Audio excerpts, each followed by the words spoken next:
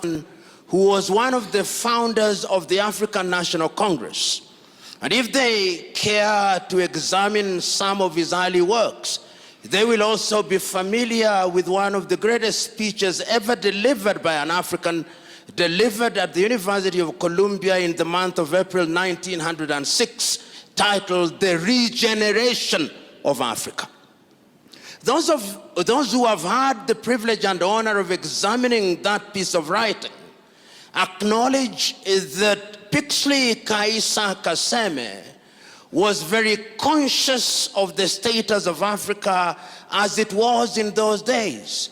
You will remember that by 1906, Africa had suffered the fate of partition in Berlin, and that it had been partitioned, as we know, amongst the European powers. Prominently, the Germans had their share in West Africa. They had their presence here in Rwanda and Burundi. They were present in what was then Tanganyika. The French were present. The Portuguese were present. The English were present.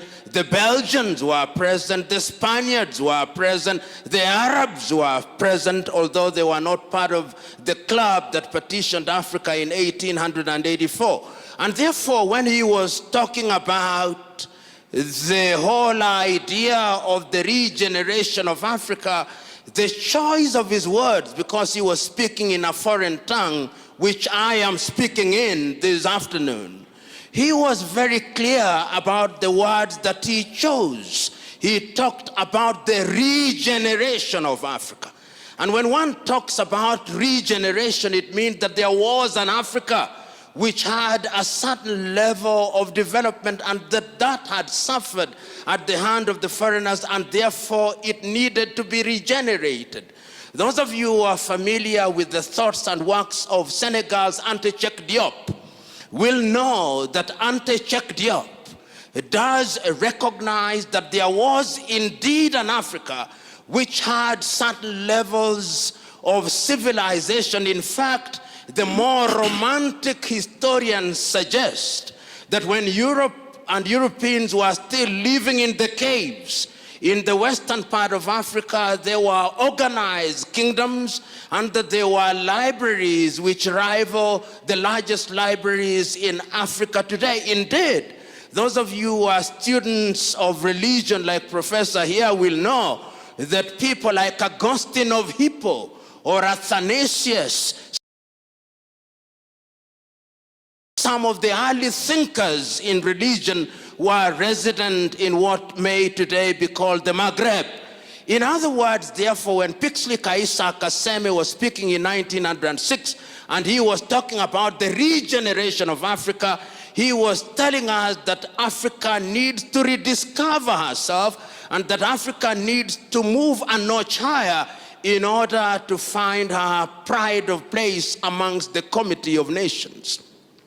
It is instructive, therefore, that the works and the ideas of Pixley Kaisa Kaseme were to be picked and developed a little later in time by other great African thinkers, yet one who is seldom mentioned, James Emmons Kwegyir of Ghana, normally referred to as Agri of Africa. Many of you, particularly the Ghanaians who are here, will remember that James Emmons Kwegyir was the first Ghanaian to earn a PhD and one of the early African leaders of the famous Achimota College in Accra, Ghana. And James Emmons Kwegyir was indeed very clear in his mind. The story is told of James Emmons Kwegyir, which I'll relate to you now that I have more time that was allotted to me. And the story is one that has been told by different people in different ways, but even if I retell it in the manner which offends the original story, my point will still be made. The point is this. He said, and he remembers as a teacher, that at one time there was a poultry farmer. And he says that this poultry farmer could only keep one thing, because when you're a poultry farmer, you only keep chicken.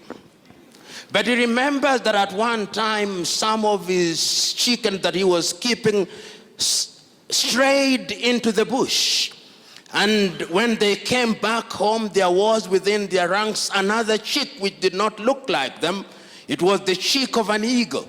And one day, after a passage of time, a naturalist came to the farmer and saw the eagle in all its splendor.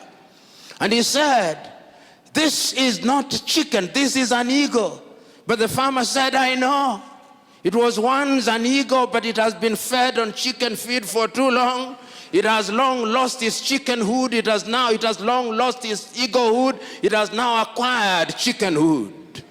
And the poultry farmer and the naturalist said, "No, once an eagle, always an eagle, no matter how long you are fed on chicken feed."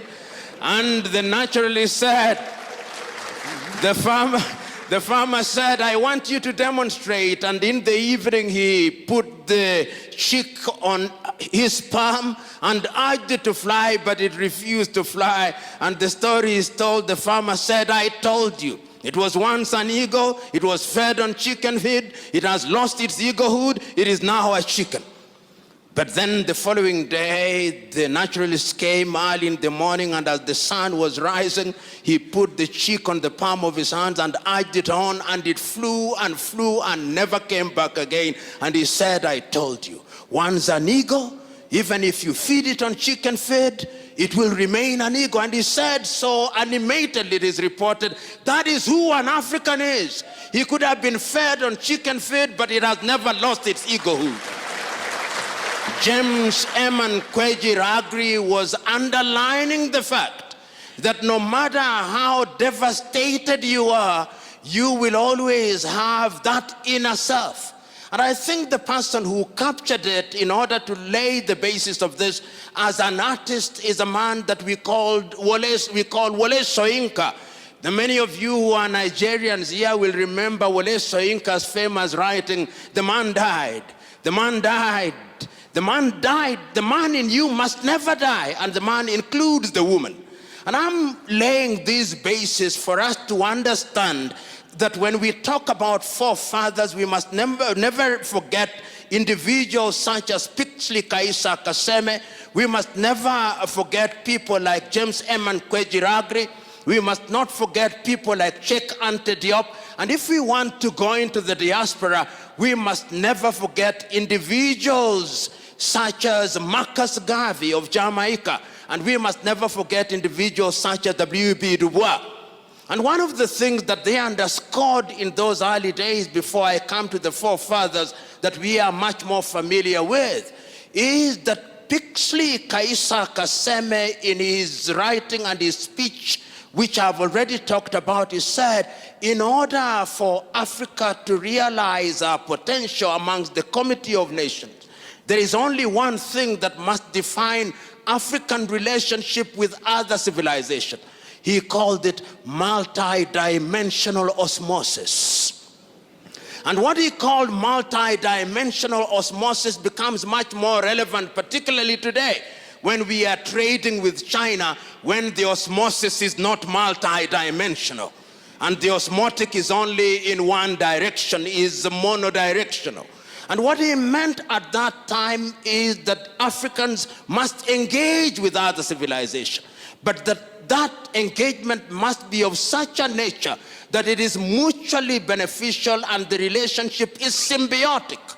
And I think that that is what we want to underscore today, even as we talk about religion and the place of religion in giving pride of place to self-governance and religious freedom as an important pillar in one of the 7 pillars of Africa Agenda 2063.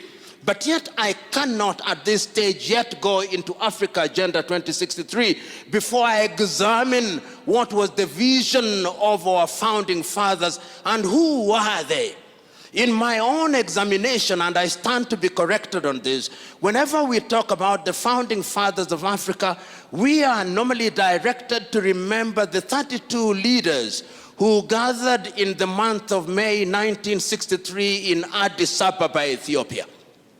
And I encourage us to look at the views of these individuals, but even before we go to that particular period, to look at some of the early thoughts and some of the things that animated these individuals to the extent that we now call them the founding fathers, and what it is that they had in mind that defined them as the founding fathers. And I take us back to 1957 in Accra, Ghana, on the day that the country then known as Gold Coast regained her political independence.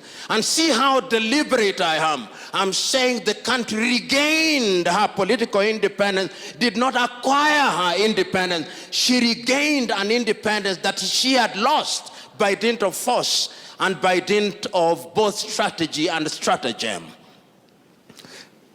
In 1957, on the day of the regaining of the independence by Ghana, Kwame Nkrumah was as passionate as he was eloquent. He said that the independence of Ghana meant nothing unless all the other African countries were independent. And what did independence mean? Because at that time, and you will give me a little latitude in order to give some flavor to my presentation. If you look at the individuals who are present at that time in terms of the commonality and the unanimity of their vision, one had to look at Africa and understand what it is that they were talking about. In West Africa, if you listened at that time to Kwame Nkrumah, his clarity of vision is that independence and liberty meant a number of things. One, the liberty of the individual as individuals to exercise their thoughts and to be free to participate in their affairs, including religion as I understand it, and that therefore Kwame was conscious that the country that he had participated in liberating, which was Christian Gold Coast, but he rechristened and the people rechristened Ghana, was a multi-ethnic country and a multi-religious country and a country that was rich in her diversity. And the same was true of every other country.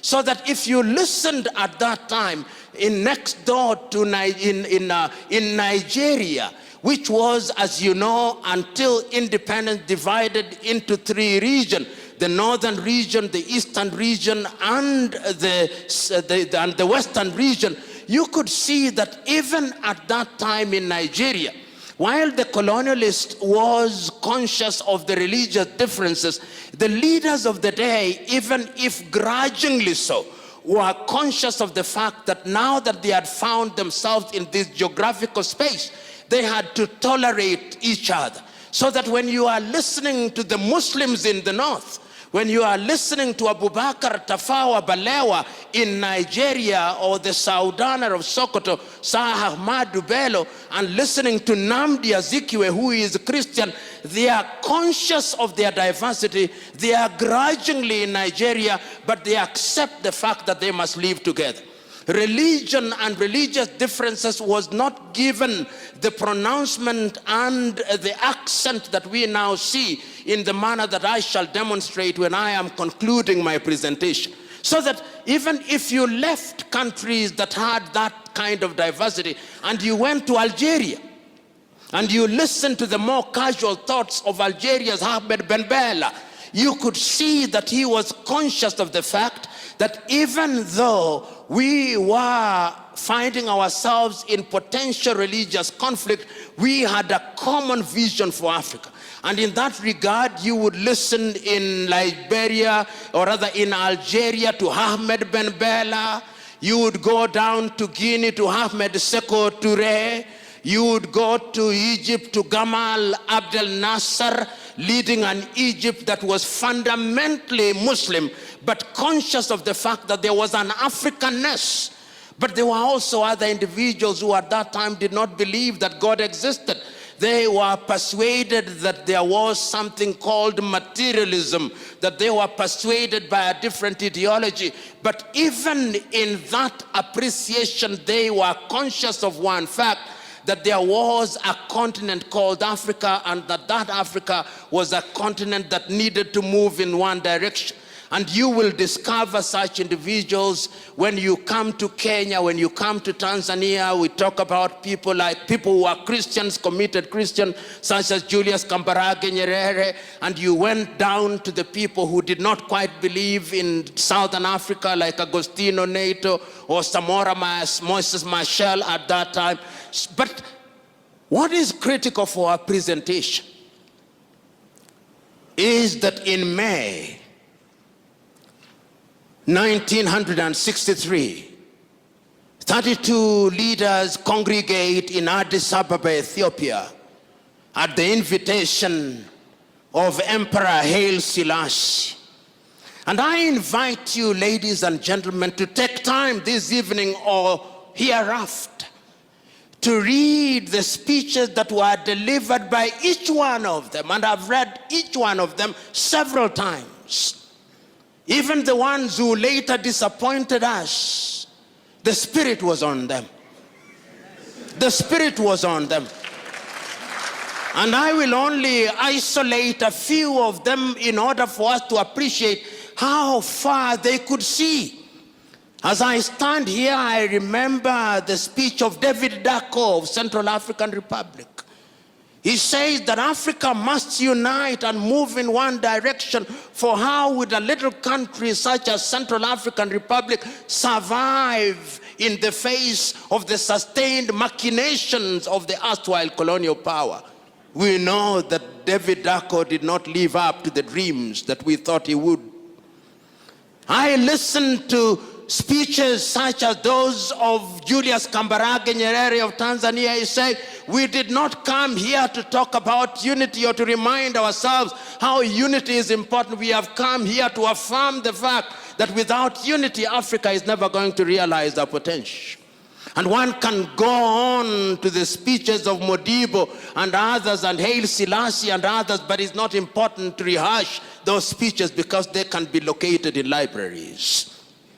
But it's important to isolate one speech, the speech of Osagyefo Kwame Nkrumah, because that, for those of you who are French speakers, that was the pièce de résistance. It was the speech that, in my view, captured the essence of what was meant to be Africa. And the three things that stand out in the speech and therefore form the three-legged stool upon which my presentation will now be founded. He said that Africa must unite, and unite immediately, before the leaders who are present in that forum become used to the trappings of power. You and me know that they have now become victims of the trappings. He said that we must unite and come out of that arrangement with one army, with one currency, with one united country, because the former colonial powers had yet devised another method of controlling Africans. And he said that that thing which we later examined and recognized as neocolonialism was alive and well. And he said, if we did not do so, Africa will never realize our potential. That is the Africa about which you want me to reminisce in order for me to determine what was the vision of the founding fathers. Their vision was a united Africa. Their vision was an Africa that was united in our diversity. Their vision was an Africa that would tell her story. Their vision was an Africa that would exploit our resources for our benefit. Their vision was an Africa that would sit at the dinner table of human civilization, not as food to be consumed or as a waiter, but as a diner to enjoy the goodies of life. That was their vision. But the question is, that vision that saw Africa liberate herself from the clutches of colonialism, was it merely flag independence, as Kenya's Ngugi wa Thiong'o says, not in so many words, in his book Decolonizing the Mind? Was it a total liberation of the peoples of Africa? In his famous television program, Kenya's Ali Mazrui, the program titled Africa, a Triple Heritage, Ali Mazrui says passionately and eloquently at once that Africa is the only continent on earth that consumes that which it does not produce and produces that which it does not consume. And he says, curiously, we are the only continent on earth that is still referred to in the following derogatory terms: Anglophone Africa, Francophone Africa, Lusophone Africa, and those who are generous even refer to some part of Africa as Arabophone Africa. He says they do not say that of Latin America, they do not say that of Asia. And if you doubt Ali Mazrui, there is now a war that is going on in the Cameroons and is characterized as a war between the Francophones and the Anglophones. But if you go to the so-called Anglophone area, no more than 5% can speak eloquent French. Yet there are many ethnicities in that part of the world. And I'm submitting to us that this is important because it demonstrates that there is something in our minds that we have yet to liberate ourselves. We have yet to decolonize our mind, which Ngugi wa Thiong'o says is a prerequisite to our total liberation so that we can engage with the world meaningfully.